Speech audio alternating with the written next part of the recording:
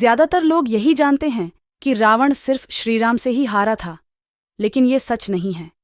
रावण श्रीराम से पहले भी 4 लोगों से हार चुका था।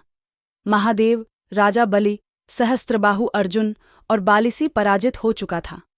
यहां जानिए इन चारों से रावण कब और कैसे हारा था। रावण को अपनी शक्ति पर बहुत घमंड था। इस घमंड के नशे में वह शिवजी को हराने के लिए कैलाश पर्वत पर पहुंच गया था। रावण ने शिवजी को युद्ध के लिए ललकारा, लेकिन महादेव ध्यान में लीन थे। रावण कैलाश पर्वत को उठाने लगा। तब शिवजी ने पैर के अंगूठे से ही कैलाश का भार बढ़ा दिया। इस भार को रावण उठा नहीं सका और उसका हाथ पर्वत के नीचे दब गया। इस हार के बाद रावण ने शिवजी को अपना गुरु बनाया था और उनकी उपासना करने लगा था। सहस्त्रबाहु अर्जुन एक क्षत्रिय राजा था जिसके 1000 हाथ थे और इसी वजह से उसे सहस्त्रबाहु अर्जुन भी कहते थे।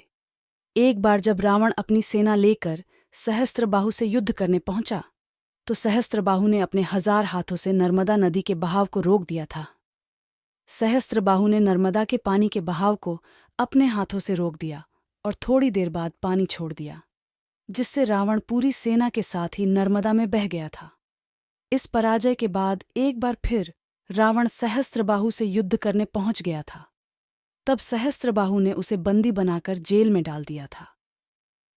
जब ये बात रावण के दादा महर्षि पुलस्त्य को पता चली तो उन्होंने सहस्त्रबाहु अर्जुन से कहकर रावण को आजाद कराया। दैत्यराज बलि पाताल लोक के राजा थे। एक बार रावण राजा बलि से युद्ध करने के लिए पाताल लोक में उनके महल तक पहुंच गया था। वहां पहुंचकर रावण ने बलि को युद्ध के लिए ललकारा। उस समय बलि के महल में खेल रहे बच्चों ने ही रावण को पकड़कर घोड़ों के साथ अस्तबल में बांध दिया था। इस प्रकार राजा बलि के महल में रावण की हार हुई। इसके बाद बड़ी मुश्किल से रावण वहां से भागने में कामयाब रहा था। एक बार रावण बाली से युद्ध करने के लिए पहुंच गया था।